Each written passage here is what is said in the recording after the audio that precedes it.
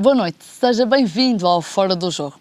O meu primeiro convidado de hoje fala de um tema que ainda não é muito vulgar falar-se, mas que o Fora do Jogo traz e para dar a conhecer.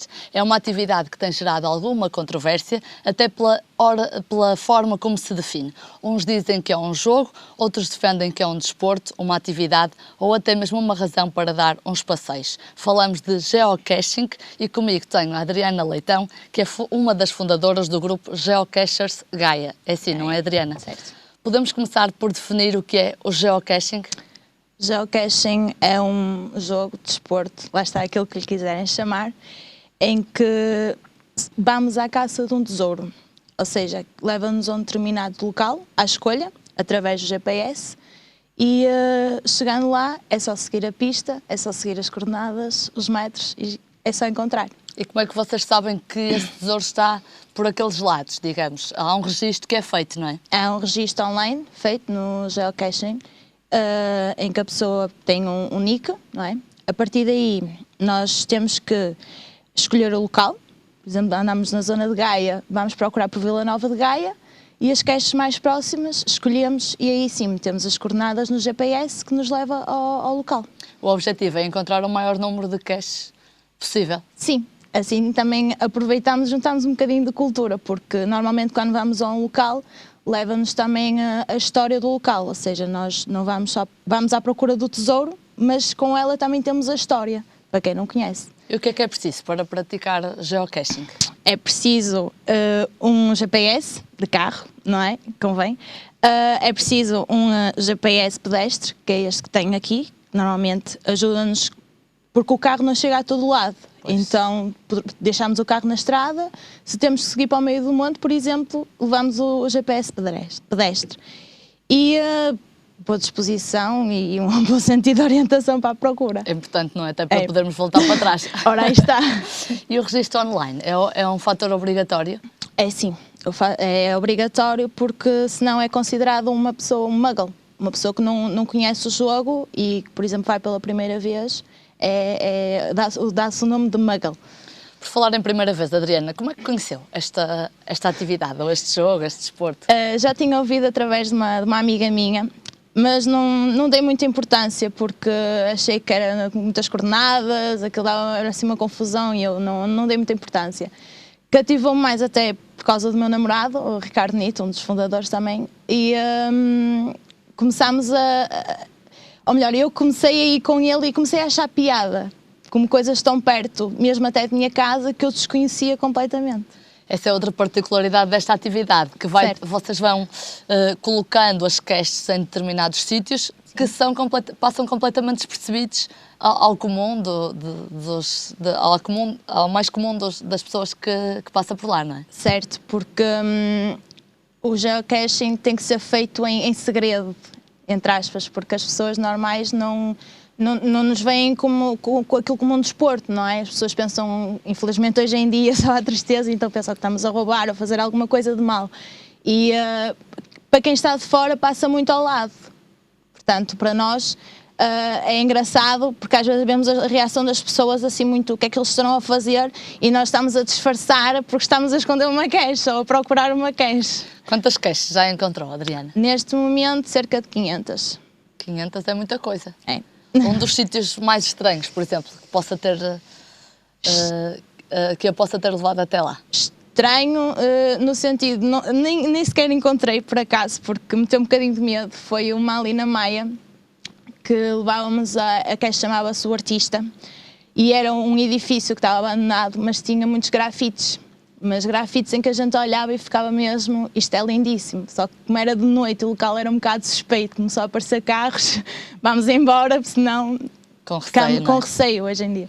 E recentemente, penso que em junho do ano passado, foi criado o grupo Geocachers Gaia. De Gaia, sim. Como é que surgiu a ideia de criar este grupo? Surgiu a ideia porque juntamente com outros colegas, não é?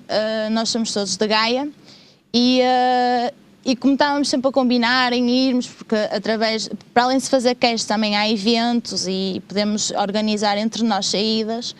E então surgiu a ideia de criar uma página no Facebook do Geocachers Gaia. Ao início era para ser os Geocachers do Porto, mas como nós somos de Gaia, então vamos lá pôr o nosso nome, não o nome do Porto. E quantos membros tem nesta altura? Nesta altura estamos com 17 membros.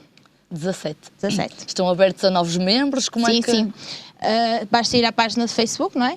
E escrever Geocachers de Gaia, e então tem lá a nossa página a adicionar, e quem quiser estar connosco, nós sempre que marcamos alguma saída também pomos lá, sempre que vamos a um evento pomos lá, e é só aparecer. Há uma faixa etária mais direcionada para a prática desta atividade, Não. ou desde o mais pequeno ao mais velho? Nenhuma, não há faixa etária nenhuma. Há desde que começa a andar até a idade em que estiver cansado, porque nem mesmo o próprio geocaching tem idade para entrar. Nós somos iguais. E relativamente à vossa atividade, como é que funciona em termos de vocês, por exemplo, têm uma sede, têm um sítio onde se costumam reunir? Temos um café que é o Geotasco, nós damos o nome de Geotasco. Normalmente lá, pronto, já era um ponto de encontro nosso de amigos, lá está, e a partir desde que se formou o grupo, então nós vamos lá, tomamos café, olha, vamos fazer alguma cache hoje, ou então vemos se eu esta nova, vamos lá tentar o FTF. O que é o lá. FTF? Um FTF é o First to Found, que é a primeira pessoa que consegue encontrar a cache. Mas, por exemplo, imagine, nós, por exemplo, podemos criar aqui uma cache no Fora do Jogo, Sim. ou não? Podemos? Podemos. E o que é que temos que Sim, fazer? se não tiver nenhuma perto. Ah, está bem. Porque depois têm que ver online, não é? Se existe alguma cache perto, é isso? Se nós quisermos fazer alguma cache nova num local novo, nós primeiro temos de ter em atenção se é propriedade privada ou não. Porque se for em propriedade privada, temos que pedir a autorização às pessoas. Se não for, temos sim de ter em atenção se temos distância de uma cache para a outra de 160 metros. Adriana, e o que é uma cache? Uma cache? Uma cache é isto que vemos aqui, por exemplo. Isto pode ser uma cache, isto é uma cache nano e estas duas também são outras caches. Mas em que é que consiste, concretamente? Ou seja, neste Tupperware, que é o mais vulgar, é o que vemos com mais frequência, ou seja, tem que ter um logbook. Já agora, Logbook? um logbook, que é um livro de registro. Ou seja, nós temos aqui, neste caso tem um lápis, em muitas delas não tem. Temos aqui, por exemplo, temos um FTF, ou seja, o grupo JC Tribo do Lagarto, às 10h37, do dia 5/1/2013, encontrou esta cache, que é em Porozinho, que pertence ao nosso Geotour, do Geocachers de Gaia, que fizeram agora as 24 caches mais uma bónus.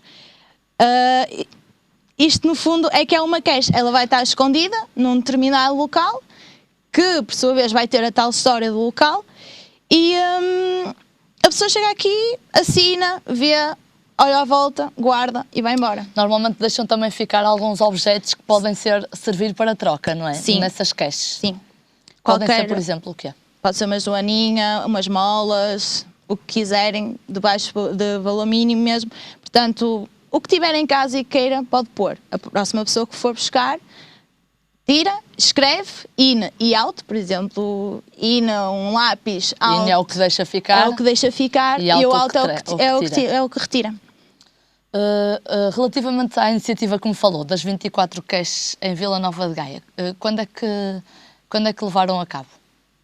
Ora bem, nós começamos por volta de dezembro e a ideia era assim no dia 1, mas um bocadinho mais tarde, nada de grave, e, ou seja, nós reparámos que em Gaia tinha poucas caches, ou seja, tem muito na zona do Porto e em Gaia havia um pouco relevo.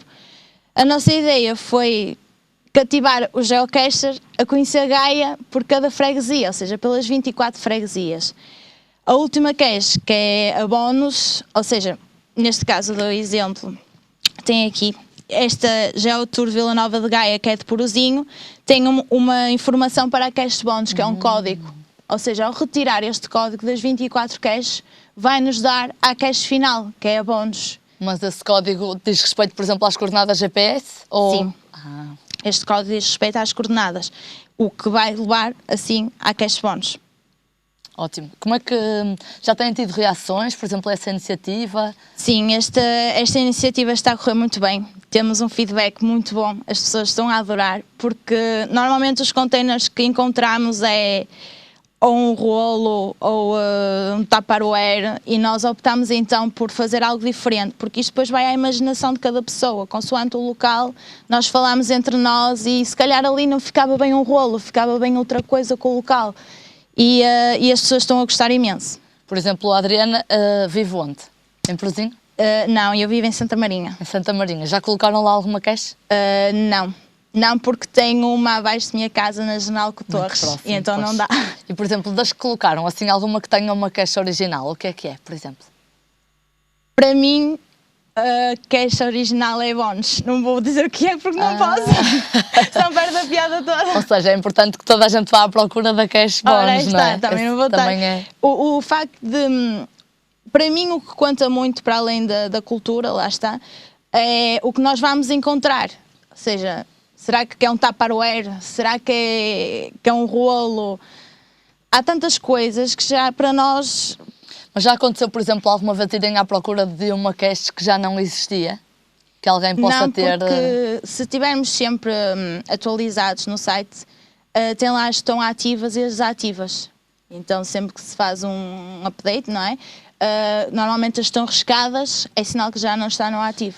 Mas, por exemplo, pode estar uma como ativa e alguém passar na rua, ou alguém a perceber-se, ou elas estão de tal maneira escondidas que não estão acessíveis assim a olhar. Antes fosse, porque as pessoas que me desconfiam tanto, volta e meia que me veem, às vezes são um grupo grandes, não é? No nosso caso, quando combinamos, vai sempre 5, 7 pessoas, e as pessoas mais tarde vão lá buscar e lá encontram e acham aquilo estranho. Mas... Não tem mal. Relativamente a projetos para o futuro, esta é uma iniciativa que está a ter uma boa aceitação. Para o futuro, têm assim alguma iniciativa próxima? Para o futuro, não. De agora estamos a receber os feedbacks desta Geotour. Vai haver aí uma coisinha nova, mas nada tão grande como o Geotour de Vila Nova de Gaia. Será com certeza uma boa iniciativa para divulgarem para o e-mail do Fora do Jogo, que é foradojogo@rtv.com.pt. Adriana Leitão, obrigada pela divulgação deste projeto aqui e sucesso para as vossas buscas de caches. Obrigada. Uma boa noite. Boa noite. Conferimos agora os resultados e as classificações da Associação de Futebol do Porto depois da jornada deste fim de semana.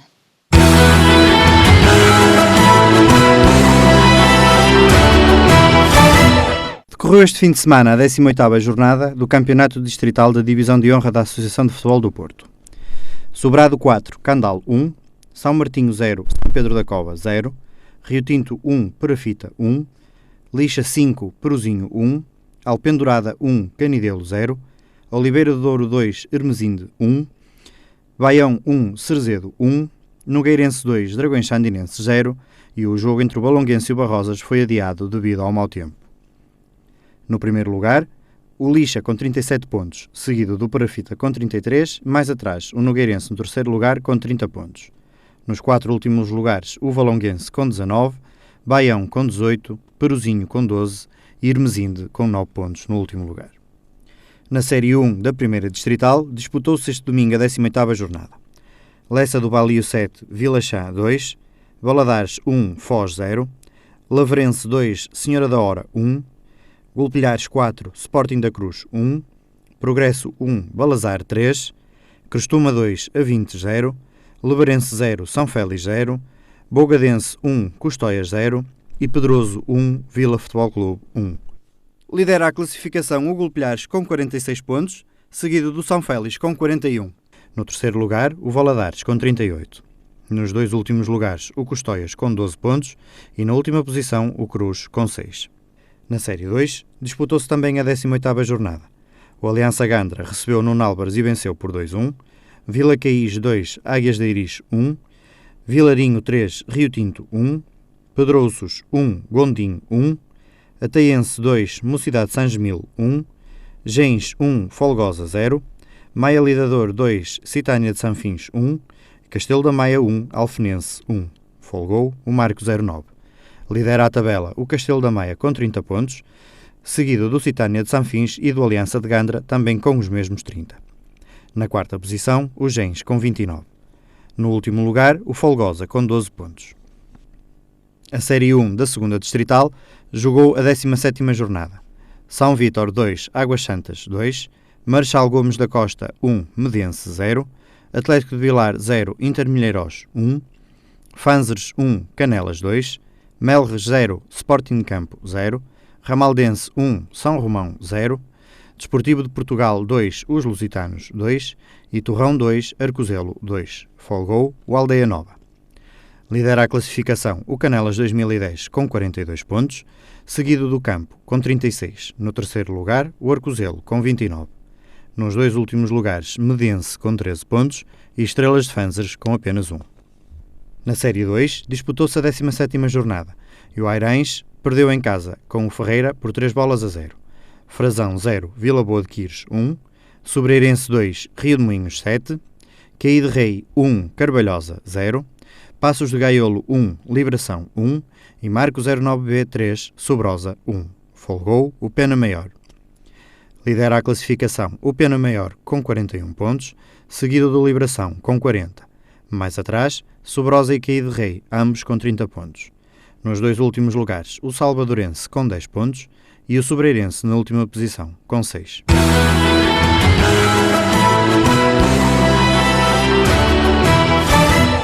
Segue-se agora o espaço em que vamos comentar o fim de semana desportivo com José Cancela Moura. Boa noite, Cancela. Boa noite. Podemos começar pelo hóquei de sala, em que Portugal se sagrou ontem campeão europeu de sub-21. É verdade, isto é uma modalidade, antes de mais, isto no fundo há duas variantes no hóquei em campo, uma que é a variante efetivamente de campo e depois aquela que se joga em recinto coberto, em pavilhão, e portanto julgo que isto é sempre uma boa notícia, sobretudo porque estamos a falar de resultados de equipas de formação, ou pelo menos ao nível da formação. Os sub-21 têm efetivamente os jovens atletas entre os 18 e os 20 anos, e eu julgo que isto é um feito que iguala aquilo que aconteceu na variante de campo em junho ou julho, melhor dito, de 2012, em que Portugal também conseguiu este feito.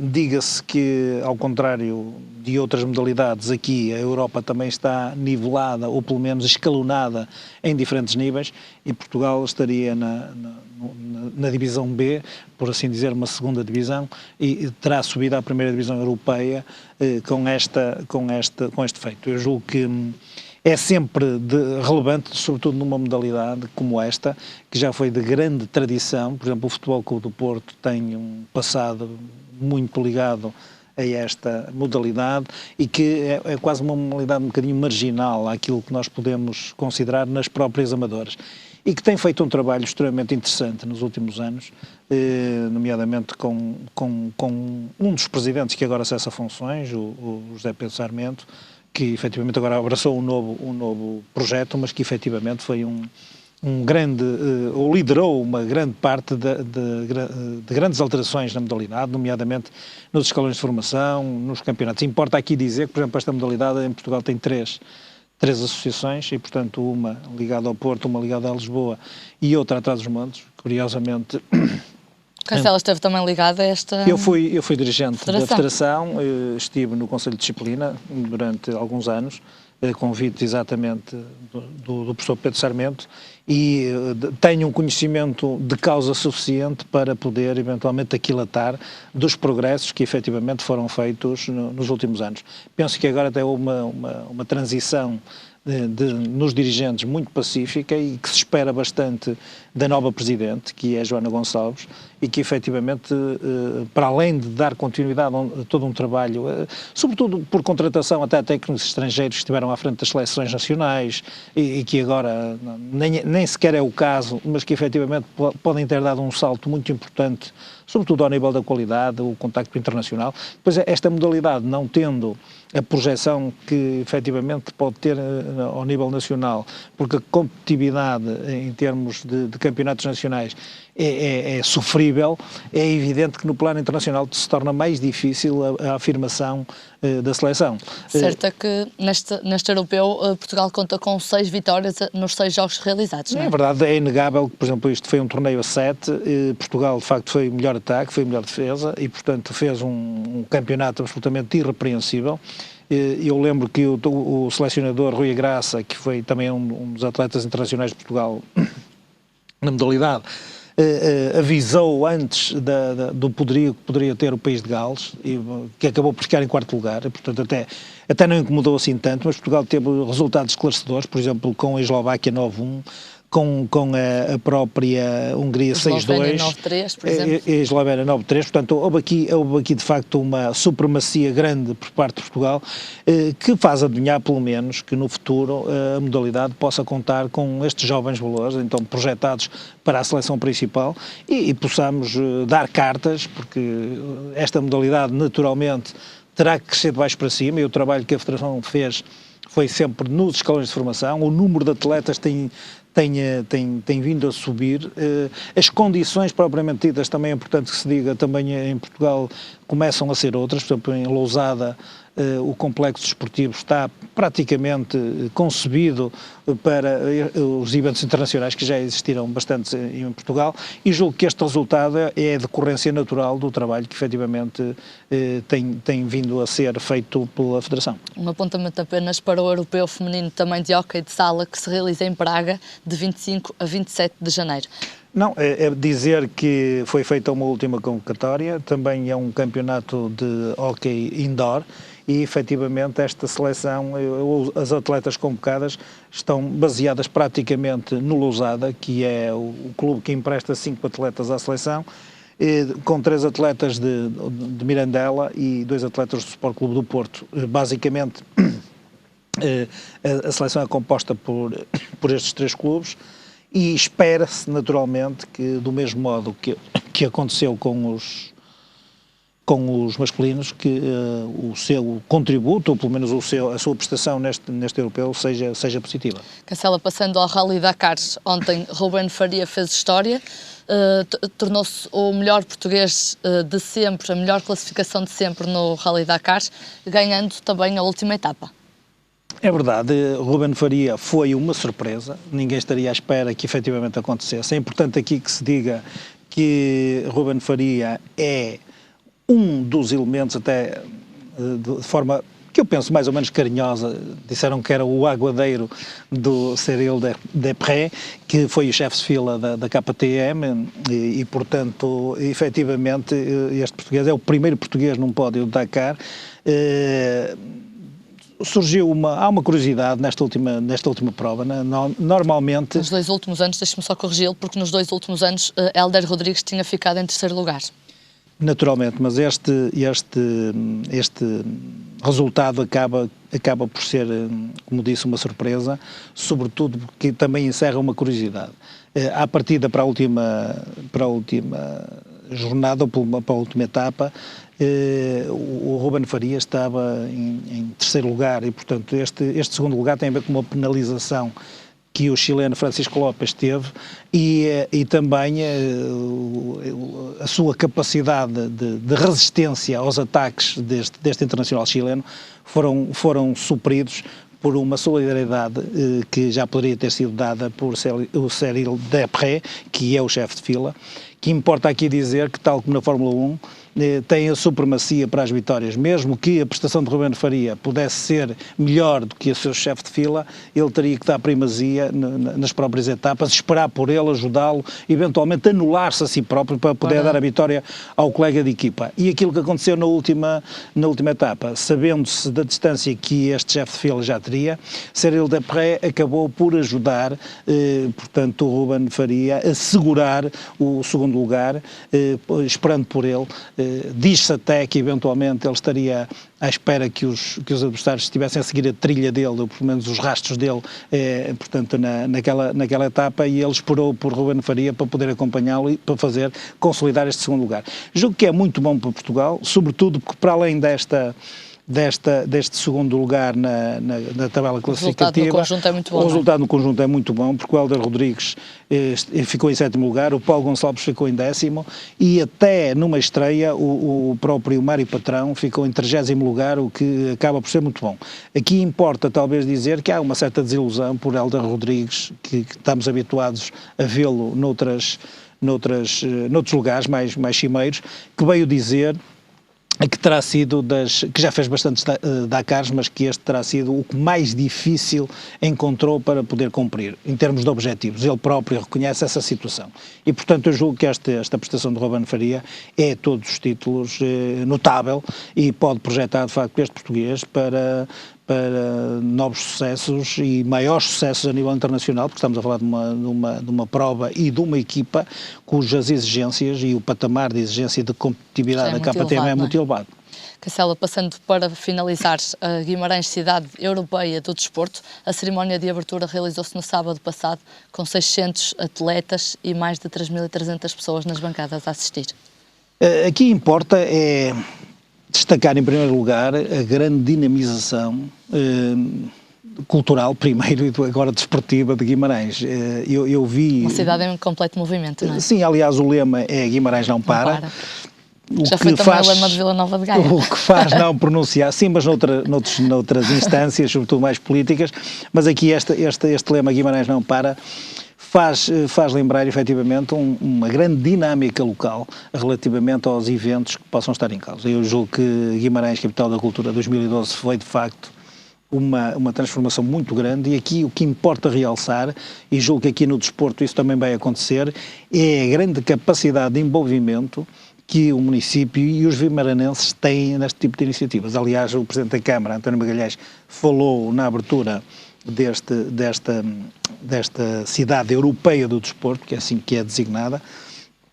Não será capital, porque são para cidades de outra dimensão, será cidade europeia do desporto, é assim a designação correta, e, portanto, acabou por transformar Guimarães ao nível desportivo, porque tem infraestruturas desportivas ótimas, tem infraestruturas também do ponto de vista humano extraordinárias. Aliás, aqui fala-se que provavelmente Guimarães, a propósito desta distinção, em termos de notoriedade internacional, que poderá ser uma das cidades onde há o maior número de clubes e uma das maiores taxas de participação desportiva do país.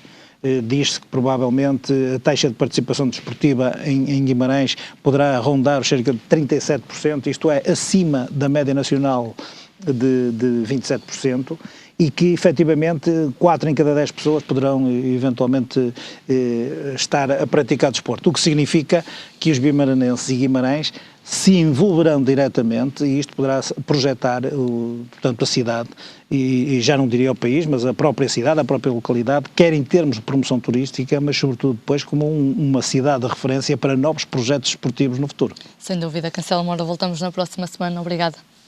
Muito boa noite. Por aqui fica também esta primeira parte do Fora do Jogo. Voltamos já a seguir a um curto intervalo. Até já.